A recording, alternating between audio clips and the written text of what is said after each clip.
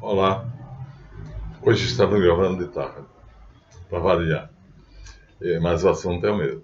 Continuamos falando sobre a explicação do Gênesis 1 e Gênesis 2, especificamente neste vídeo. Já passamos de Gênesis 1 e estamos em Gênesis 2, mas ainda poderemos voltar lá para alguma coisa. Vamos direto ao assunto? Bom, a construção dos livros sobre a criação do mundo é mais ou menos o título deste vídeo. Gênesis 2. Recolhidos os livros das civilizações da bacia do Mar Morto sobre a criação, o autor eloísta de Gênesis 1 eliminou os que continham as teogonias politeístas, isto é, divindades que lutavam pela supremacia uns contra os outros. A esta redação chamamos de Gênesis 1 o monoteísta ou eloísta. Vamos mostrar para vocês um mapa que está aqui fácil. E vejam então aqui. Está vendo? Esse azul aqui está escrito, ó, Mediterrâneo. Está vendo? Esse pedacinho de terra meleca aqui é a Palestina. É a Palestina, que fazia parte da bacia do Mediterrâneo. Davi sai daqui, conquista essas terras aqui, e aí sequestra os livros desses povos, reúne, coloca no palácio dele, e aí é sobre essas redações conquistadas desses povos aqui, né, arameus, jebuseus, heteus, heveus, e que aí Salomão vai mandar fazer Gênesis 2, que é o que nós estamos falando agora, tá? Então, o mapa é esse, o mar é o Mediterrâneo e tudo que está aqui são terras, mas o que está em amarelo é principalmente aqueles relatos que constituíram o Gênesis 1 e o Gênesis 2. Só que o autor do Gênesis 1, ele teve cuidado de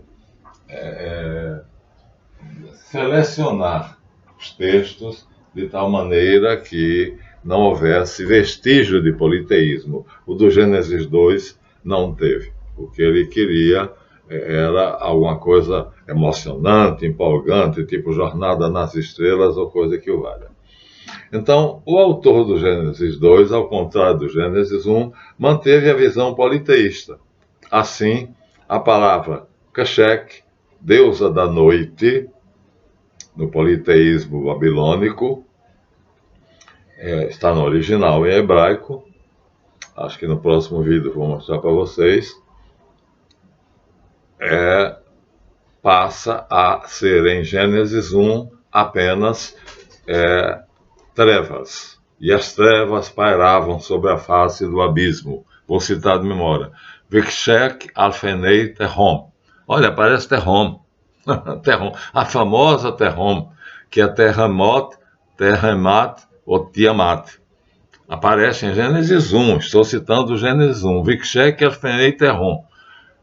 Kshek era uma deusa, era um dragão. Terrom era um dragão. Mas na redação do Gênesis 1, o autor tem o cuidado de fazer com que seja compreendido pelo contexto como Kshek significando trevas e Terrom como significando o abismo das águas de baixo, que vão constituir o mundo de Javé, já que as águas de cima, as águas superiores, vão constituir o mundo de Reshit. Então, as águas de cima, os céus, as águas de baixo, a terra. Hashamaim, em hebraico, e Eretz. Muito bem. Então, já vimos que Keshek vai aparecer no Gênesis 2 como uma deusa, a deusa das trevas. Em Gênesis 1, ela vai aparecer como simplesmente a noite. A noite. Acabou o sol, vem a noite. Terrom e Berrom, casal de dragões primordialmente criados por Javé e depois se rebelaram contra ele, vão aparecer, como já disse aqui em Gênesis 1, né? Vikshek alfenei terrom. Ao pé da letra e Keshek se movia, ia diante da face de Terrom. Ao pé da letra é assim: Vikshek Alfenei Terrom. Fenei é face. Se eu traduzir ao pé da letra em hebraico, vai ficar Vikshek e Keshek Alfenei Terrom. Se movia, ia adiante de Terrom, do dragão Terrom. Mas, no Gênesis 1, ele diz: e as trevas estavam sobre as águas profundas, as águas de baixo. Você vê como é que são dois deuses, duas mentalidades, dois autores e duas redações que não pretendem de modo nenhum combinar uma com a outra. Vamos lá. Então, rebelados contra Javé, esses dragões, esses monstros marinhos, têm como chefe principal Raabe e Terrom. Raabe, a qual ousará desafiar o Criador de Gênesis 2, Javé. Essas criaturas são reduzidas a coisas que fazem parte da criação em Gênesis 1. Então, Javé mantém o aspecto deles de dragões, de deuses, e aqui nós temos um pequenino livro precioso, que eu esqueci, ó. A religião de Israel é um dos maiores estudiosos de teologias comparadas e mitologias comparadas, professor Júlio Surri, uma preciosidade. Aqui ele diz assim: Maneton é um historiador, que consoante a Bíblia diz que Moisés era o chefe político e religioso dos filhos de Israel, faz do futuro legislador hebreu, ou seja, quando ele estava no Egito, um sacerdote de Heliópolis. Então não seria herdeiro do trono do Faraó. Segundo Maneton, historiador fenício. Nada mais se sabe, e sem dúvida jamais se saberá, sobre Moisés. Na época de Moisés, naquela em que foram redigidos os mais antigos documentos que nos falam dele, essa grande e fúlgida figura que se admira no Êxodo e nos Números, nenhum traço histórico notável nos apresenta. Não se pode demonstrar que uma só das leis do Decálogo remonte a Moisés. Pode provar-se, pelo contrário, que essa origem não poderia ser admitida para a sua maioria, até porque as adições que acompanham os 10 mandamentos em duas redações um tanto divergentes, a do Êxodo e Deuteronômio, têm uma grande semelhança com o Código de Hammurabi. Vamos dar um pulo. O deus El, página seguinte, cujo nome se encontra por toda parte na Bíblia, principalmente nos livros poéticos, não desaparece, ó. El é de Elohim, lá do Gênesis 1, estamos indo lá e cá, comparando as duas redações. Não desaparece em face de Yahvé. Quando Yahvé surge, nasce, El não desaparece. Como não desaparece também os outros deuses, ou Elohim, do panteão semítico. Então, aqui, nós temos aqui, olha, eu fiz um estudo criterioso, tudo aqui que está riscado em vermelho é a descrições de como eram os outros deuses e como eram parecidos com Javé e com El. Olha, tá tudo em vermelho. Deu trabalho, viu? Mas eu fiz. Aqui são autores sem dúvida nenhuma eruditos de grande capacidade. Então, o autor do Gênesis 2, ele acha que esses deuses todos são a mesma coisa e que, portanto, Javé não deve ser tão diferente. Entretanto, o autor do Gênesis 1 não tem essa ideia. Por isso, o Gênesis 1 é a obra-prima da Bíblia, porque há esse cuidado de seleção. Então, falamos de Maneton, né, que diz que Moisés era um sacerdote de Heliópolis, e aqui diz assim: depois que as tribos israelitas se tornam confederadas, juntas, Javé agora se torna o Deus de Israel, substitui o El. Nós sabemos, pelo professor Mark Smith, que isso acontece em 1450. Obrigado, Marciano, pelo reparo. 100 anos antes de Moisés. Quemosh era, na época, o deus dos Moabitas. Milcom, o Moloque dos Amonitas. Orotal, o fogo de El, dos Edomitas. E aí vocês vão encontrar aqui uma quantidade absurda. Bel, Baal, Adonis, Tamuz, Rimon, Moloque, Yahvé, Kemosh, e vai por aí à frente, até passando por toda essa lista em vermelho. Eu tive o cuidado de mostrar, de frisar para mostrar a vocês como o autor do Gênesis 2 não se preocupa se Javé parece ou não parece com outros deuses. Totalmente diferente de Gênesis 1. A preocupação do autor do Gênesis 1 é mostrar que o Deus dos judeus, Elohim, El, não tem nada a ver com o Deus dos outros povos. Duas visões diferentes, dois deuses diferentes. Então Javé se confunde com vários deuses, mas nós já sabemos que ele tem um nascimento. E aí vamos manter isso bem claro na nossa cabeça, que é para não haver uma confusão. Então,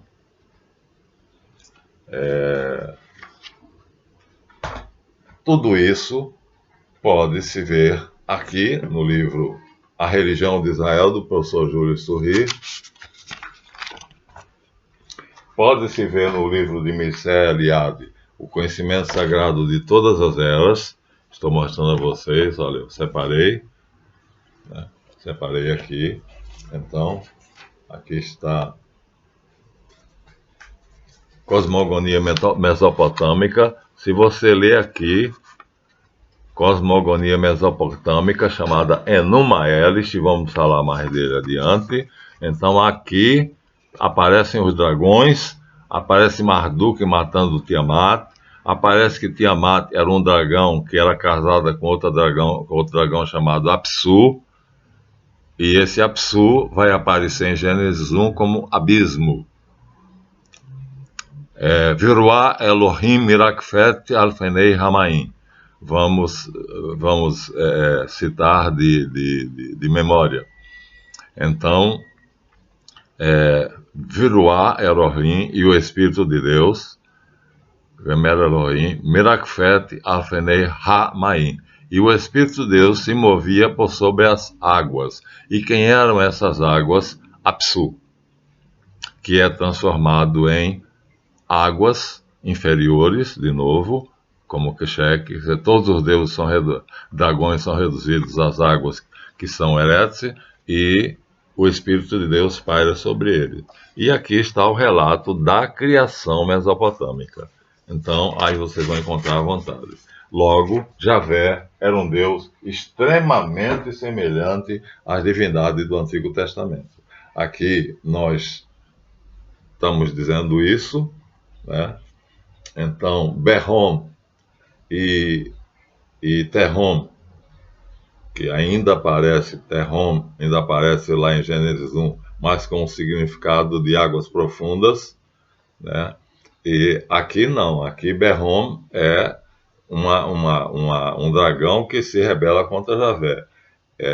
E Terrom é Tiamat. Terrom, Terromat, Tiamat. Então, o Gênesis 2 mantém a ideia dos dragões. Por quê? Porque eles eram fortes, poderosos, tinham um aspecto atemorizador. Assim,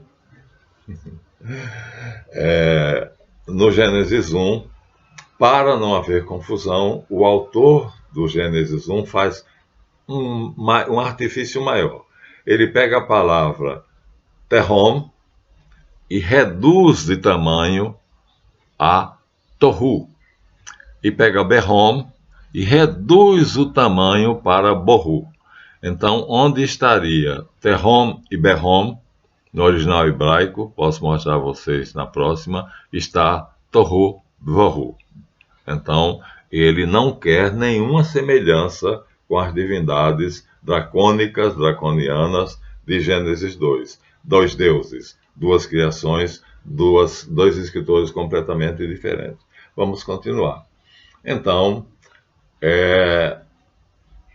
e aí o entendimento de Tohu Borru é solidão e caos.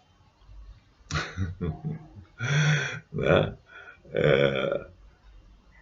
Bereshit bara Elohim et hashamayim vet haaretz. Veretz aitá tohu v'bohu. Bereshit bara Elohim et hashamayim vet haaretz. No princípio, Deus criou as águas de cima, hashamayim, e Vaeretz, e as águas de baixo, né?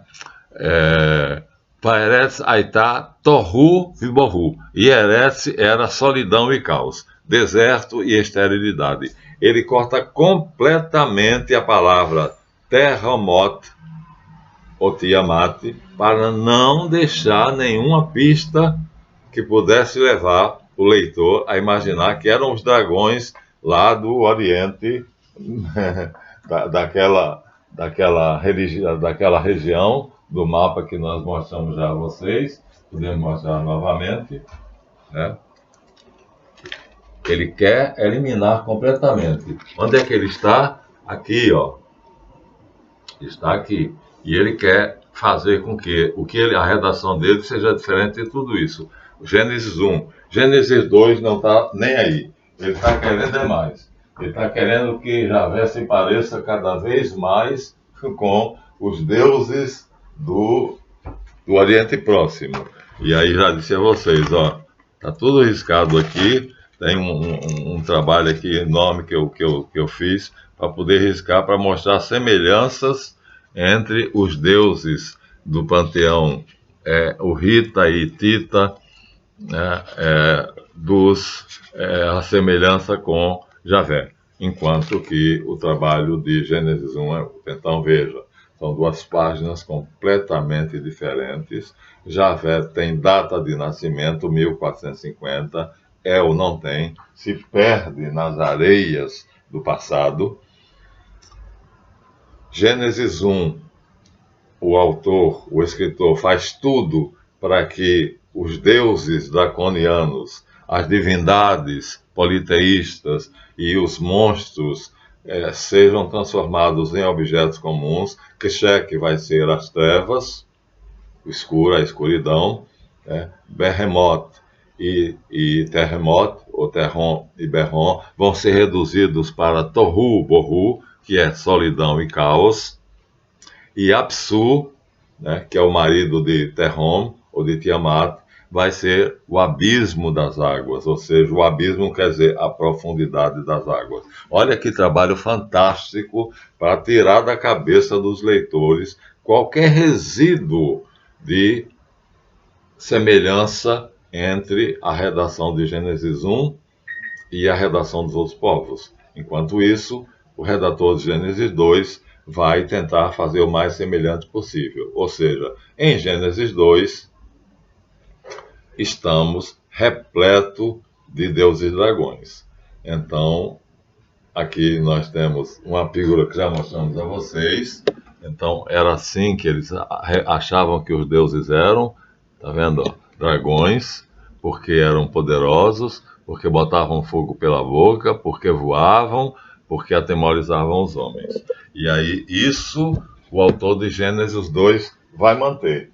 E vai manter, como eu disse a vocês aqui, no texto de Harold Bloom e David Rosenberg, já estou repetindo, né? Terron, rainha do mar, procurou afogar a criação de Javé, mas ele foi contra ela com seu carro de fogo, bombardeando-a com granizo.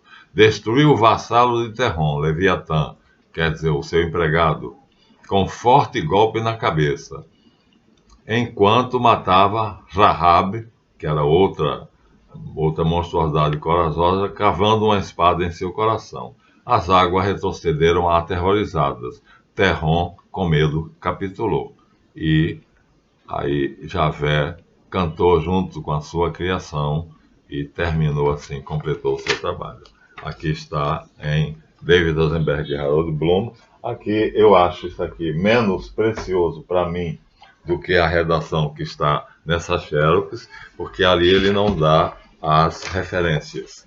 Enquanto que aqui, como já mostrei a vocês, olha, aqui embaixo, se vocês pegarem o livro, vocês vão ver aqui embaixo todos os livros da Bíblia de onde é que ele foi criado. Ou seja, um dia, aquele livro ali, que eu acabei de ler, estava completo.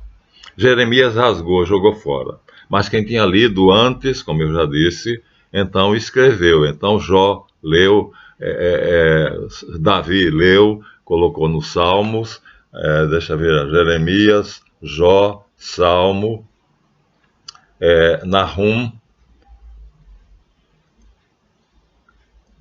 o próprio Jeremias e Abacuque. Então aqui está, sem dúvida nenhuma, as referências onde foram encontrados esses pedaços dos quais se reconstituiu aquilo ali. Por isso para mim é uma preciosidade. O nome, os mitos hebreus. Aliança Editorial Madrid. Para mim é precioso porque dá isso. E o que é que ele diz aqui? Aqui ele diz que se você for procurar ver o que é, se discute o que significa Tohu e Bohu, em Gênesis 1, mas se tirarmos o sufixo de Tohu, ele se converterá em Terrom, o nome bíblico de um monstro marinho primitivo. Terrom, no plural, se converte em Terromot, que vai dar Terremat, ou Tiamat. Berrom se converte em Berrom, e Berromot, que é Leviatã. Assim, Gênesis 1 faz um artifício para que não se possa descobrir vestígio de politeísmo, enquanto que, reduzindo Berrom e Berromot a Tohu Vobohu, enquanto que Javé quer mais é que apareça Tiamat, Tantu, Tandu, Tavatu, Taute, e Absu ou Apsu, e vai por aí. Então eu gosto desse porque ele dá detalhes preciosíssimos, né? Eu não tenho o original, mas está aqui. Bom, esse aqui não vou mostrar para vocês porque ele é exatamente a mesma coisa que isso aqui. Só que tem algumas coisas marcadas. O que é que está marcado nele? Está marcado nele a criação do céu e da terra, a cosmogonia mesopotâmica, que é para vocês verem agora o que eu vou ler para vocês, e vocês vão ver que está aqui. Aqui, quer dizer, está ali também, mas aqui eu marquei. Então vamos ver? Vamos ver. Imaginação fantástica, né? O mais antigo relato que mantém esta visão dos deuses dragões é o que eu chamo Gênesis 3.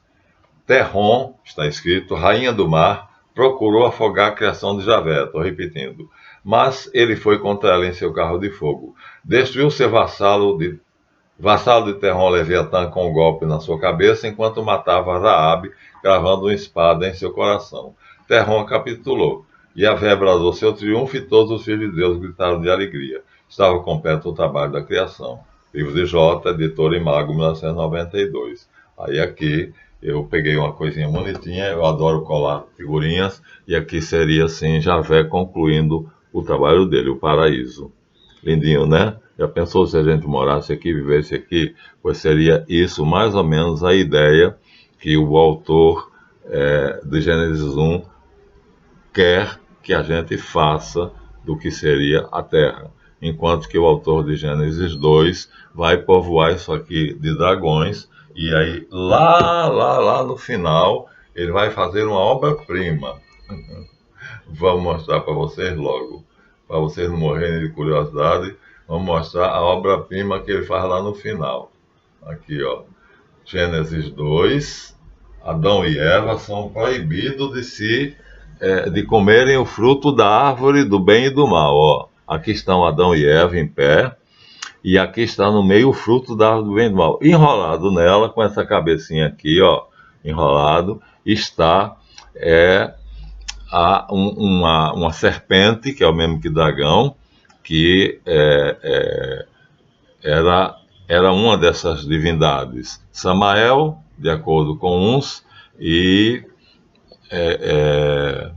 Lilith, de acordo com outros. Então tá aqui, ó, tá vendo? Gênesis 2 descreve isso literalmente. Tá aqui o quadro, algum artista fez isso. Aqui nós temos um artista que trabalhou de modo mais bonito, mostrando o Terrom colorida, e ela e o marido. Quer dizer, ela aparece em figura feminina aqui, e ela aparece coroada com o marido, né, Terrom e Berrom, aqui no mar primordial, no mar das águas primordial. Trabalho de gênio. Então, tudo isso porque ele não estava nem aí para a questão de ser politeísta ou de ser monoteísta, enquanto que o autor de Gênesis 1 estava visivelmente preocupado para que os leitores da Bíblia não tivessem essa visão. Portanto, temos parado aqui. Assim deveria ser o paraíso criado por Javé. Vamos correr, já estamos a 25 minutos. Então, vamos continuar. Mas não é assim que está no primeiro romance escrito do mundo. O primeiro livro romântico escrito no mundo é sumeriano, chama-se Enki e Ninursegue. O que é que acontece? Anu, rei de todos os deuses, reina sobre os 12 grandes deuses.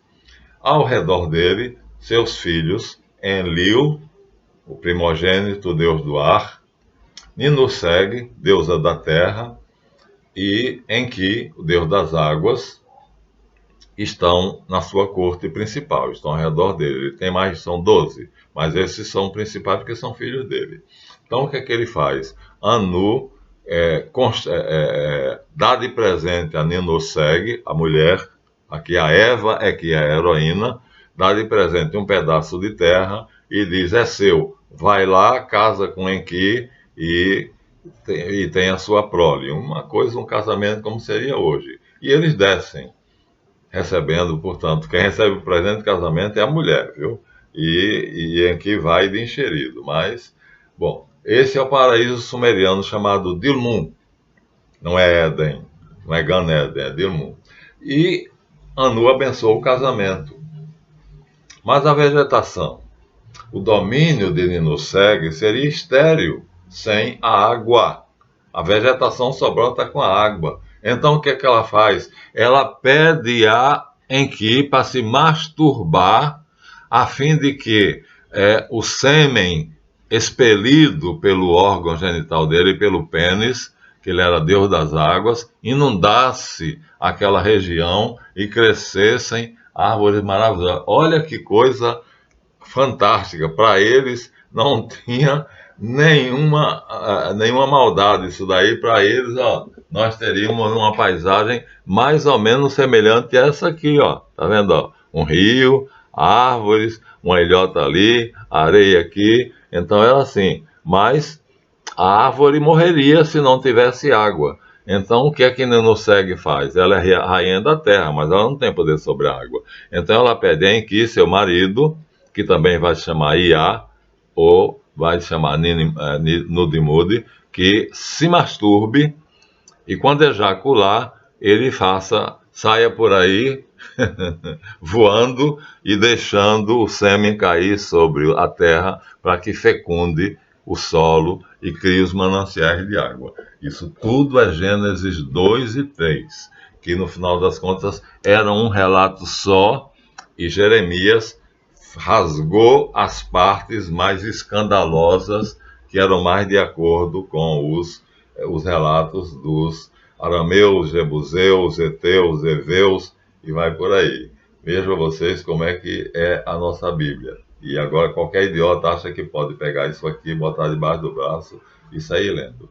Então, isso tudo era uma mistureba, que está descrito aqui, né? Falei para vocês aqui, eu fiz uma leitura rápida aqui, né? Os deuses, né? Tohu, Bohu, Leviatã, Nahash, Behemoth e Taute, Tiamat, Tandu, Tavatu. Então, essa mistureba toda de deuses para os leitores da época de Gênesis 2. Antes de aparecer, Gênesis 2 aparece no ano 960 a.C. Gênesis 1 aparece no ano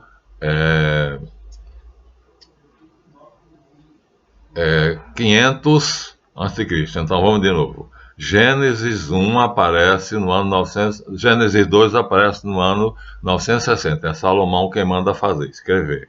E Gênesis 2 é escrito por um sacerdote desconhecido chamado Eloísta, o escritor Eloísta, e ele aparece no ano 500, época de Esdras, da libertação do cativeiro babilônio, na Babilônia. Então, enquanto Gênesis 1 aparece na Palestina, é escrito por ordem do rei Salomão pelos escribas dele na Palestina, Gênesis 1 vai aparecer na Babilônia, no meio daquela mixórdia toda, daquela porção de deuses, dragões e panteões. Você vê que trabalho esse homem teve para tirar da cabeça dele essa ideia, como ele era puro na ideia dele de monoteísmo. Não estou nem dizendo se está certo ou está errado, você escolhe, mas então isso tudo constituía a biblioteca sagrada dos leitores que pegavam aquelas folhas, liam e se deliciavam como as nossas donas de casa hoje em ver a novela. Mas alguém começou a separar umas peças que tinham mais verossimilhança do que um Deus se masturbando para irrigar com seu sêmen o Paris. Já sai ele aí de pinto na mão se masturbando e, desculpe eu dizer a palavra, mas ejaculando por aí, sêmen por todos os lugares. E aí surge Gênesis 2, dentro dessa mentalidade. Comparem agora com Gênesis 1, e agora quando vocês vão ler Gênesis 2, nós estamos nesse vídeo, não sei se teremos que fazer outros, se vocês já entenderam, não será necessário, e é essa mentalidade do autor de Gênesis 2. Portanto, Javé é um Deus igual a uma multiplicidade de deuses, dragões e monstros, e ninguém está se incomodando com isso, nem o autor. Ele ainda deixa aquela figurinha que eu vou mostrar de novo no final, que é a serpente ou dragão, tanto fazia, né, na época. Serpente ou dragão é a mesma coisa, enrodilhado na árvore para tentar Adão e Eva. E agora veja como é interessante. Há uma palavra que vai aparecer em todas as redações que falam do início da criação. No princípio, Deus criou o céu e a terra. Essa é a história, essa é a narrativa de Gênesis 1. No princípio, Deus criou o céu e a terra. Olha a palavra princípio. Está aqui em vermelho. Está em vermelho. Ó. Eu sublinhei e botei em vermelho toda vez que aparece princípio. Então, princípio, palavra importante, Reshit. No princípio, Deus criou o céu e a terra. Gênesis 1. Gênesis 2 diz: esta é a história da terra no seu princípio, quando não havia ainda homem, não tinha ainda nome e não havia os grandes deuses. Isso já eu enumerei, então misturei. Esta é a história da terra no seu princípio, é Gênesis 2. No princípio, Deus criou o céu e a terra, é Gênesis 1. E quando no princípio o céu ainda não tinha nome e não havia os grandes deuses, é no Enuma Elish, a criação da babilônica. E São João, embarcando, diz: no princípio era o verbo, e o verbo estava com Deus, e o verbo era Deus, no princípio. Mais adiante, São João diz: o que era desde o princípio, o que temos ouvido e visto, que nossos olhos contemplaram e que nossas mãos apalparam, com respeito ao verbo da vida, isso vos contamos. Então, a palavra princípio, Reshit, é fundamental. O melhor seria não traduzir. Mas vocês notaram que semelhança interessante? Como é que a palavra princípio aparece em todas as narrativas da criação? Trata-se, portanto, de uma substância primordial, que foi chamada o princípio de tudo, Reshit, e somente a Kabbalah irá nos oferecer uma visão de como apareceu essa substância primordial. Lá naquela prancha, ou na apostila anterior, onde eu mostrei aqueles círculos concêntricos coloridos. Né? Ali é que ele mostra como surgiu o princípio, Reshit. Os outros já partem de Reshit. Todas as demais narrativas da criação supõem a pré-existência dessa substância primordial, Reshit, no oceano da eternidade. Não é diferente com Javé. Nascido da substância gerada pelo princípio, ele próprio, ele é gerado por Reshit, então ele irá criar seu mundo no útero que Reshit criou para ele. O relato mais antigo, que chama Gênesis 3, está povoado de dragões e monstros. No relato que está na Bíblia, Gênesis 2, só restou a serpente Samael ou Lilith. Amor, estou gravando, espera só um pouquinho, 2 minutos. Então, só restou Samael ou Lilith, que está aqui nessa gravura.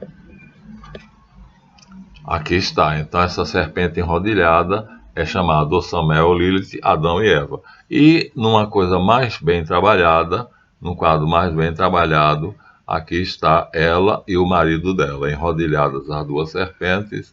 Então aqui está Lilith, ou Terrom, ou Tiamat, e é uma das serpentes, e a outra é o seu marido, ou Apsu, ou Terrom, ou que nome vocês queiram dar. Assim, pretendemos ter provado que nós temos, então, que ter um cuidado muito grande quando lemos Gênesis 1 e quando lemos Gênesis 2. O autor do Gênesis 1 é sui generis, ele teve um cuidado imenso em não colocar nenhum vestígio pagão no relato dele, de tirar todo e qualquer tipo de politeísmo, de eliminar essa história de deuses e dragões, e de fazer com que esses deuses se tornassem coisas. As trevas, o caos, o solo, a esterilidade, o deserto, a noite, e ele vai fazendo isso, enquanto que em Gênesis 2 e 3 voltam a aparecer os deuses e dragões. São o mesmo autor? Não.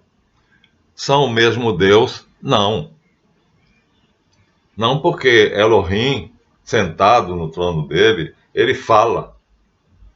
Ele não briga. Ele não monta num cavalo como São Jorge, como eu mostrei para vocês, para ir brigar com Terrom, Berrom e Tiamat. Não. Ele senta e diz Fiat Lux, e aí Aor, em hebraico. E aí faz-se a luz. Pronto. Ele manda e é feito. Ele pensa, ele faz pelo pensamento, como nós mostramos ali no livro de Noam Cama, Samuel Noam Cama, não coloquei ele aqui, que é a diferença entre Elohim, que cria pela palavra, ou seja, pelo pensamento, e Javé, que cria fazendo. Javé é um Deus fazedor, que faz, e Elohim é um Deus criador, que bara. O verbo bará só é aplicado a Elohim. A Javé nunca se aplica. E quando Elohim faz Javé, diz, no 7º dia, Elohim abençoou o 7º dia, o dia 7º, porque nele tinha terminado o ente, o ser que ele tinha criado, barado para fazer. Temos dúvida? Não temos dúvida. 2 deuses, um maior e um menor. Elohim, maior. Aí em Sof Yaor na Cabala, Pai, Filho e Espírito Santo, e todas as adaptações do texto foram feitas para cortar, para eliminar os deuses dragões. Enquanto que em Gênesis 2 e em Gênesis 3, que Javé é o Deus, então nós temos os deuses dragões, quer como dragões mesmos, quer como essas formas de serpente, porque para eles tanto faziam serpentes como dragões. E aí vocês estão habituadíssimos a perceberem, a cena em que Adão e Eva são enganados pela serpente Lilith, ou Samael, enrodilhada na árvore da vida. É um vestígio muito claro de que o autor javista, que usou a palavra Javé, usou o Deus Javé, não estava nem aí para a questão de politeísmo, de dragões, de haver deuses monstruosos. Assim é que nós vamos, então, distinguir Gênesis 1 de Gênesis 2 e Gênesis 3, vamos distinguir Elohim e Reshit de Javé, e agora vamos ler a Gênesis 2, mas Gênesis 2 é mais empolgante. Gênesis 1 é lindíssimo, mas Gênesis 2 é mais empolgante. Então, no próximo vídeo, nós vamos mostrar a vocês, vamos fazer algumas comparações entre Gênesis 1 e Gênesis 2, e nós vamos ver que, eliminando esses vestígios politeístas, o autor de Gênesis 1 tirou da nossa capacidade imaginativa, construtiva, cenas belíssimas que seriam dignas de um estudo hollywoodiano de efeitos especiais. Isso será feito no próximo vídeo. Por enquanto, estamos aqui já há 40 minutos. Prometo que no próximo vídeo, então, vamos fazer essas comparações, Gênesis 1 e Gênesis 2. As comparações vão ser feitas, vocês vão ficar surpresos, vão ficar muito surpresos. Então, até o próximo vídeo, se Deus quiser, com essa explicação, essa pequena ajuda para que vocês possam entender a Bíblia e ler e não fazer como certas pessoas que apenas acham que leem, mas não leem nada. Vou terminar mostrando o quadro, né? Esse é o quadro clássico em que a serpente engana Adão e Eva. Até o próximo, se Deus quiser. 40 minutos fechadinho, lá vou eu.